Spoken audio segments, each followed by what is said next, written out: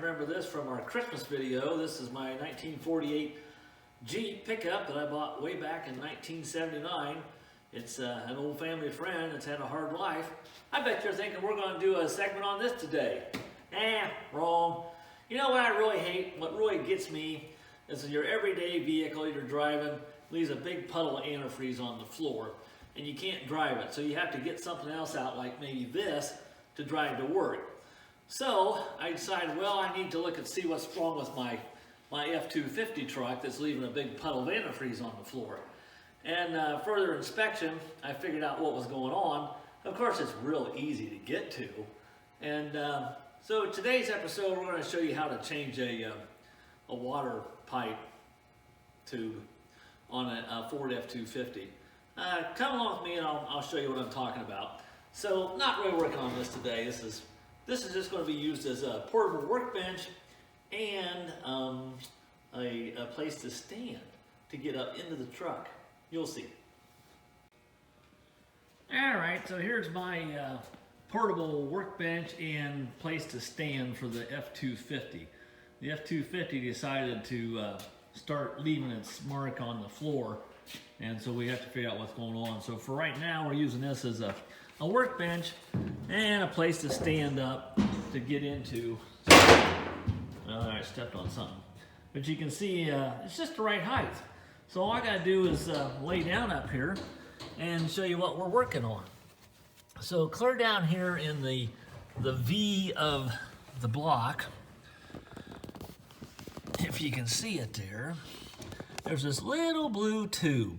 Looks like somebody's messed with this before. It's got way too many clamps on it. But this is the coolant tube that goes, I guess, from the EGR manifold to the oil cooler somehow or other. I'm not really sure what this does. I've looked it up on YouTube and they show you how to change this. So today's episode, we're going to attempt to change this. And of course, it's real handy to get to. Right there's the turbocharger. We already took off the tube that goes from the turbocharger to the aftercooler, and now we'll start working on the pipe. So we're going to start this show by releasing the pressure of any that's in the expansion tank. I believe they call this something different, but anyhow. And then we're going to move down to the bottom of the radiator and drain some antifreeze out so we don't have it pouring out all over the place when we unhook that tube. So you need to find your drain valve, which in this case is actually pretty handy. It's right here. And well, there, that's a good video. So anyhow, we're gonna drain this, get some antifreeze out of here. It's just a plastic fitting. You don't have to get too carried away here with getting all too big of a wrench.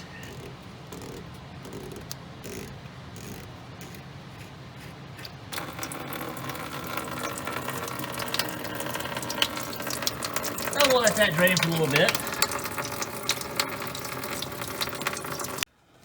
Okay, so we got most of the radiator coolant drained, and we're going to start here by loosening up these hose clamps that somebody else put on.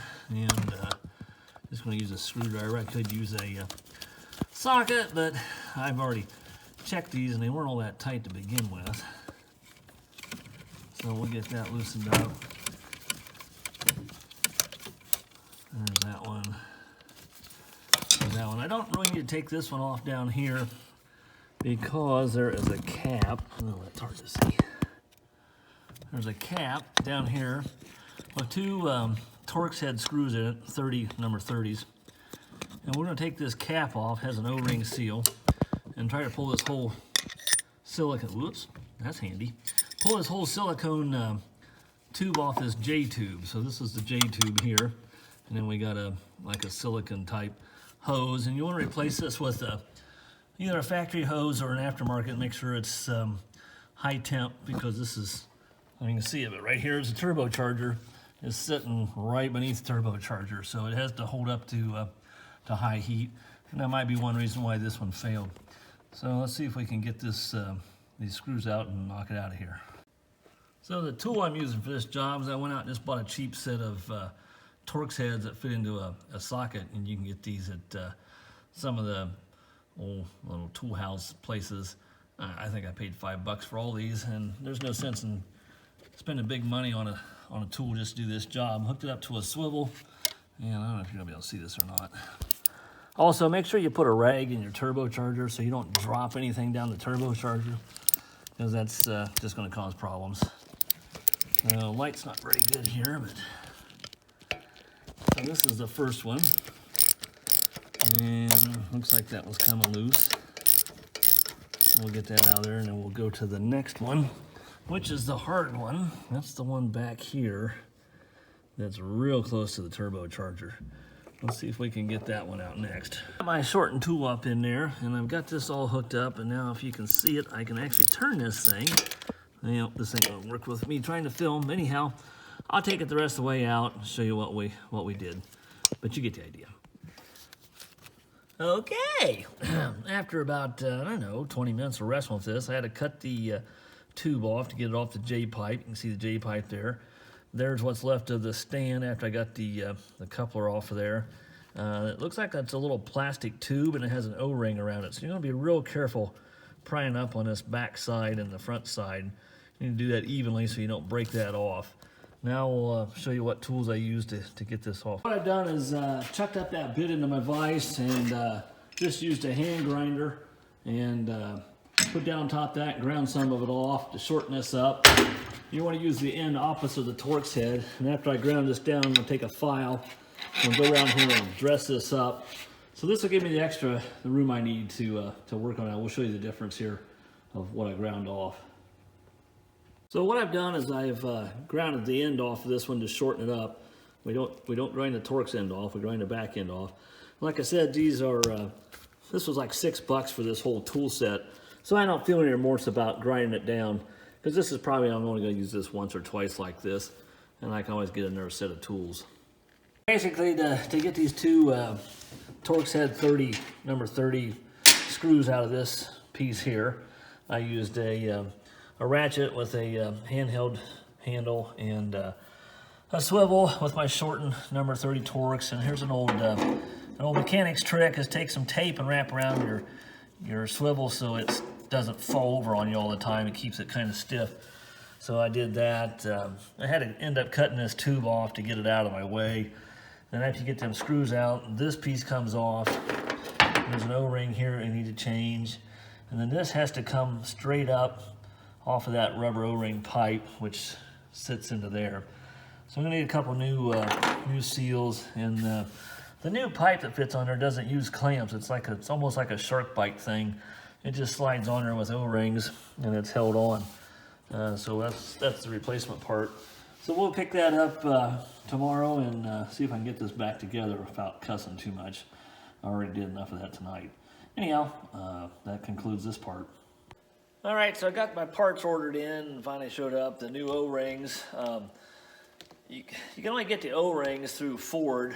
You can get this whole assembly with the O-rings aftermarket, but I didn't really need a new assembly. This is not corroded, it's aluminum, and aluminum will corrode in an antifreeze system. So I didn't see any point in changing this, nothing's wrong with that. So this O-ring here is pretty thick. It goes in the block there, which actually fits in this side. Fits in here like that, and then this O-ring will fit on this cap, and this has actually got a couple little grooves that it locks into to hold it in place so it doesn't fall out, and we'll be able to put that on okay. So that'll go in there like that. And then this little piece here replaces that tube that I took off. It had the 3 hose clamps on it. So I'm guessing somebody did that at some point before I owned the truck. But this would be what Ford recommends you use. I don't know if it's going to work any better than that piece was on there, but apparently both of them leak over time. So this piece, the one end's got a couple little locking mechanisms on it that goes on this piece here. So you just push it on and it locks on. If you ever want to take it off, there's this little tiny mark right there. And what that does is line up these little tiny locking mechanisms. There's one on the top and the bottom.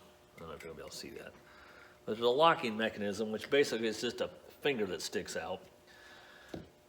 And to get those off, they have to run on this ridge here. There's a ridge on both sides.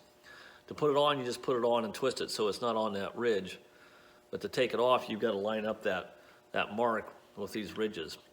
So we're just going to push this on after we put some oil on it to seal up the O-rings. We'll get this together. We're going to push it on the J-tube, and probably won't be able to film that because you can't get the camera in there when I'm trying to work on it. My hands are too big. I mean, I don't really have big hands, but there's just no room to work on this thing. So we'll get this put back down in there, and then we'll show you what it looks like when it's done. But we're getting there. Anyhow, there it is. Woo! Oh my, oh my. Whew. That was so much fun. I'd rather have my wisdom teeth cut out. That's how much fun this was. And I've had a couple of them cut out. First, I didn't feel anything because they knock you out. You don't feel nothing. They give you happy drugs. But this, woohoo! I was reduced to children's tools. I had to use a little Allen wrench. I had to use this thing. I blowed a hole in my glove. I probably said a few swear words. And you know, I don't even do this for a living. I have like a real job during the day. This is supposed to be a hobby. This is supposed to be fun. It is so much fun. Yay! Anyhow, the dang thing's in there, and I'm just making sure that both the bolts are tight, the little machine screws. And tip for you, make sure you put some never sees on there for the next guy. This is going into aluminum housing, and you might be the next guy that has to tear it apart, so make it nice for the next guy. Anyhow, we're going to get this buttoned up and call this job done. Okay, there you go. Got the new tube on there. Got the two little machine screws tightened up. Hooked up to the J-tube. We'll put the antifreeze to it and we should be done. Once again, this was so much fun. Anyhow, that's going to be it for this episode. Be sure to like and subscribe. Remember, drive them if you got them. This is Bruce. See you next time.